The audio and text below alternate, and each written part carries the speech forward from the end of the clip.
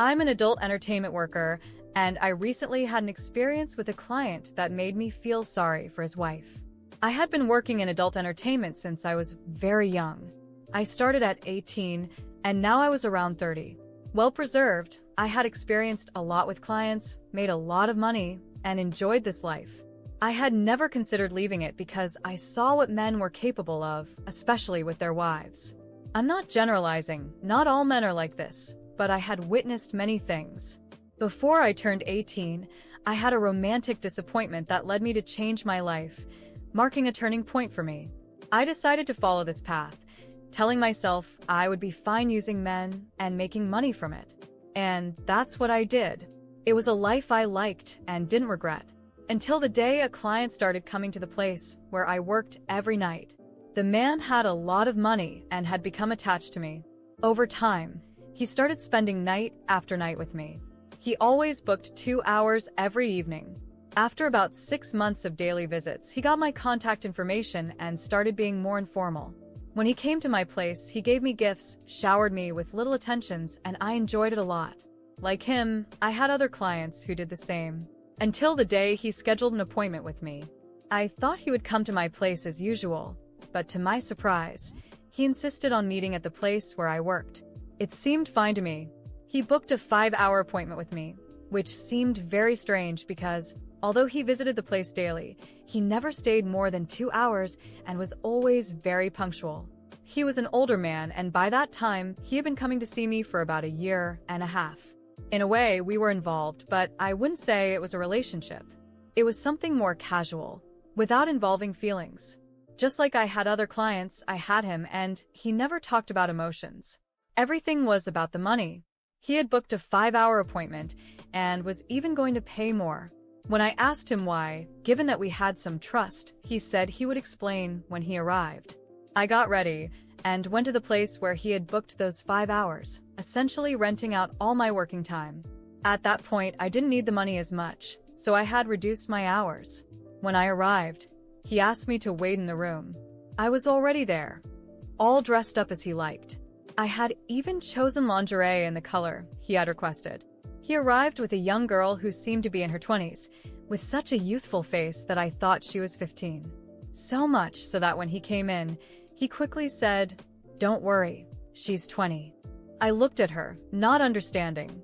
I thought he wanted something between the three of us, which wasn't rare for me. I had done that several times before. I asked him why he hadn't told me earlier, but the girl came in with a very shy attitude. She seemed extremely frightened, looking at me with big eyes. She was wearing a wedding ring, meaning she was married. I was sitting on the bed, not understanding anything, and she was completely lost. He gently pushed her to sit on the bed while he settled into an armchair, pulled out a pack of cigarettes, and started smoking, as he usually did. Then he began to speak. He calmly lit the cigarette, taking his time as the smoke began to fill the room.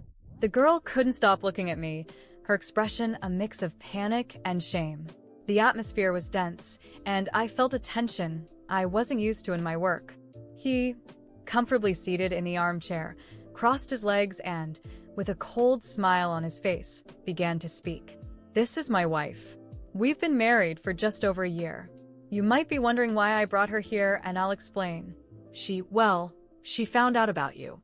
Of course, I was never discreet, and to be honest, I never cared what she thought. But the thing is, she's religious and doesn't accept the idea of divorce. So, I thought of something more entertaining, something that could solve our problem once and for all."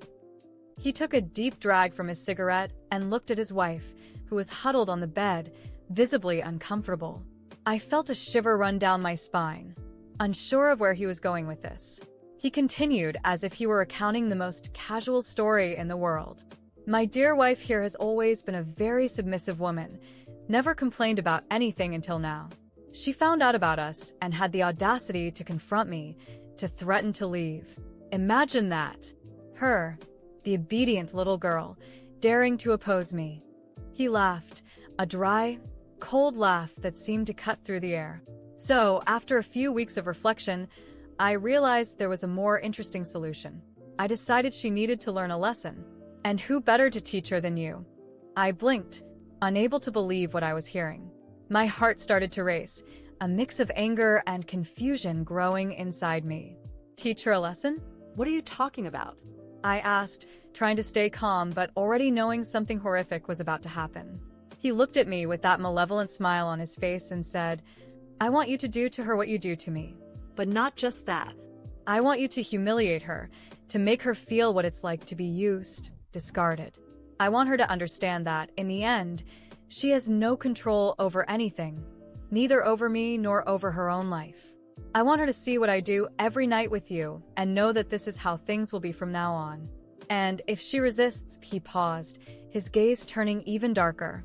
I've made arrangements for this little secret of ours to be known by everyone she knows. Family, friends, she will be destroyed. At that moment, I didn't know if I felt disgust, anger, or a mixture of both. The girl on the bed was in shock, tears streaming down her face, but she didn't say a word. I stood up slowly, trying to process what he had just said. Do you really think I'm going to do this? That I'll be part of this monstrosity? He shrugged with a smug smile. You do this every day, dear. What's the difference now? The difference, I thought, was that I had never been part of something so twisted before. This man, whom I had seen as just another client, had revealed his true face, a cruel manipulator willing to destroy his own wife for sheer sadistic pleasure. I looked at the young woman sitting on the bed, trembling with fear, and something inside me snapped. Did I hate what I did? No. I had always known what I was involved in, had always been honest with myself about the men who came in and out of my life. But this was different. This man wanted me to become something I never wanted to be, an instrument of his cruelty. No, I said firmly. I'm not going to do this. He looked at me with an expression of disbelief, as if he had never imagined someone could challenge him. You're joking, right? I pay very well, actually. And now, when I finally ask for something that really matters, you refuse? I stepped forward, feeling the anger rise within me. I am not your tool. You want to destroy your wife? Do it yourself. But I will not participate. He stood up slowly, throwing the cigarette on the ground and crushing it with his foot. The look on his face changed from amused to something much more threatening. You're making a big mistake. A mistake that will cost you dearly. I knew he was serious. The kind of men I worked with didn't take challenges easily. But at that moment, something inside me broke. I could no longer ignore what he represented.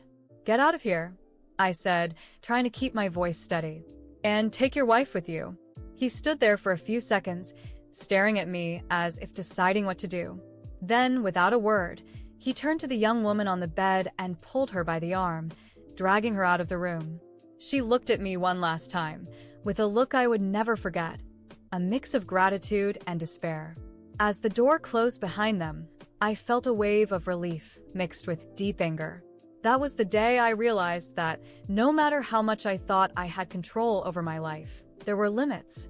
There were things I would never be willing to do, even for money. And at that moment, I knew my life was about to change. I could no longer continue in that world, knowing what could happen. After that day, no matter how hard I tried to move on, I couldn't get that scene out of my head. The image of that young woman, so terrified and so lost, haunted me. I knew it wasn't my responsibility, knew that what she was going through with that man was beyond my control, but something within me wouldn't let me simply ignore it. Maybe it was the fact that I had also suffered a major heartbreak before entering this world, or perhaps it was the sheer and simple empathy I couldn't suppress. I knew, from the moment he left dragging that woman, that she wasn't just trapped in an unhappy marriage, she was under the control of a cruel man. And as a witness to that abuse, I couldn't simply pretend nothing had happened. I began to search for them discreetly. I knew where he lived and worked, and through some contacts, I learned that she hardly ever left the house. Every time I remembered the look of desperation in her eyes, something gnawed at me from within. I started looking for ways to help. First, I tried to approach her discreetly in public places. I saw her several times in a supermarket or a pharmacy, always with that empty look, always downcast. But when I tried to get closer, she would flee. It was as if she feared any contact. Deep down, I knew she was trapped in a cycle of abuse, a cycle that was hard to escape. And the more she ran, the more compelled I felt to do something. The situation reached a point where I couldn't focus on my work anymore. I stopped accepting clients for weeks, and my mind was fixed on finding a way to help that woman, even if she didn't know, or worse, didn't want it. I decided I needed evidence of the abuse. I knew that her testimony alone wouldn't be enough, and she would never speak out on her own. The only way to take that man down was with solid evidence. That's when I started investigating more thoroughly. I discovered, through some connections, that he was violent not just at home but also in shady business dealings. He had several accounts moving money in suspicious ways, which gave me an edge in tracking his movements. I managed to discreetly install a hidden camera in a place where he frequently met with other men to discuss shady matters. But that wasn't enough. I needed proof of physical abuse. One night, after weeks of observation, the opportunity arose. He came home drunk, shouting at her right at the door. I decided that this was the moment. I could no longer wait. I called the police, reporting the assault. Meanwhile, I filmed everything from a distance through the window with a discreet camera. Every word he said, every insult, and finally, the moment he raised his hand and struck her hard. My heart raced, but at the same time, I knew I was doing the right thing. The police arrived within minutes, and he was taken away. I was called to testify as a witness, and the footage I recorded was more than enough to ensure his conviction. At that moment, I thought I had finally done something good, that the woman who had suffered so much at his hands would finally be free. I felt relieved, as if I had achieved justice. However, my illusion that she would be grateful was quickly shattered. A few days later, I went to find her to see how she was doing. I thought it would be a meeting full of relief, that she would understand the sacrifice I had made and how much I had tried to help her. However, as soon as she saw me, her expression changed from fear to something much darker. "You destroyed my life," she told me, her eyes filled with fury. "You did this on purpose. I know what you want." I was in shock, not understanding what was happening. "I just wanted to help you," I said, trying to calm the situation. He was hurting you. I couldn't let it continue. She approached me with eyes full of hatred. "I didn't ask for your help. He's my husband, and now you've taken him away from me. You did this because you want him all to yourself. I thought you were just another prostitute, but now I know you want to steal the man I love." I tried to argue, explain that it wasn't like that the man was destroying her, but she didn't want to listen.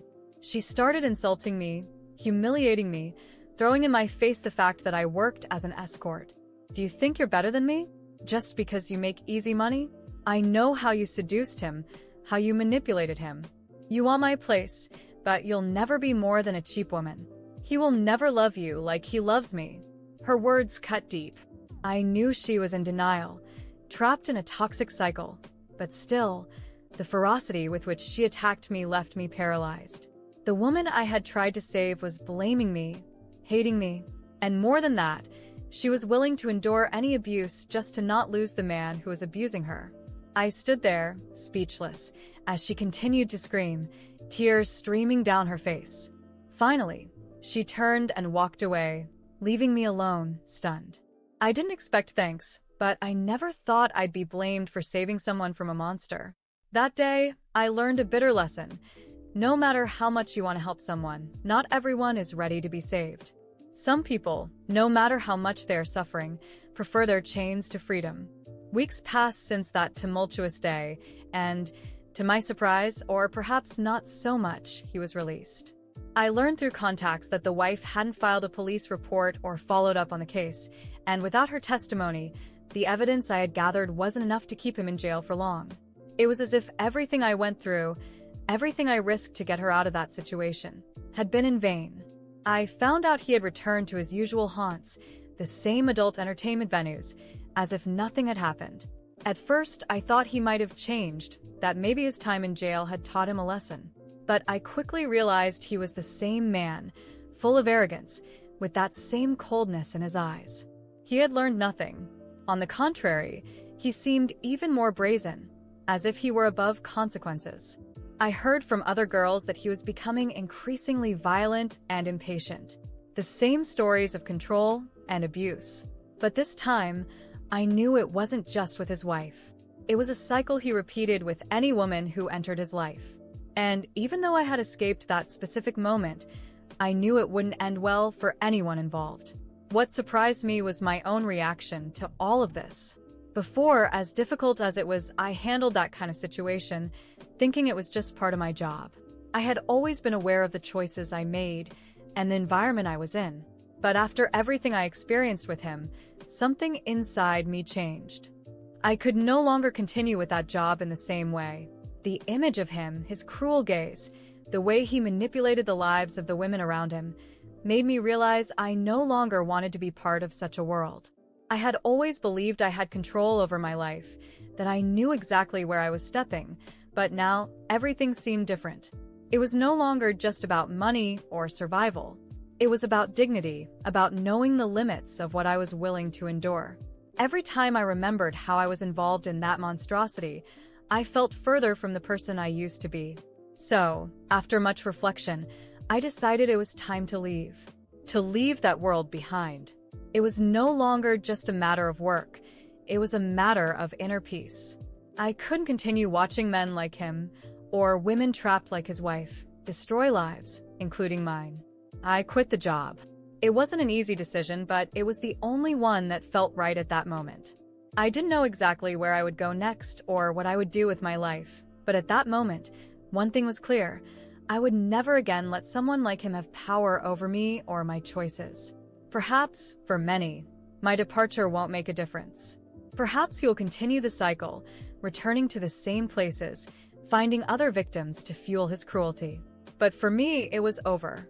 And, in a way, feeling that I was leaving it behind was the only victory I could take from this whole story. And so, once again, life moved on.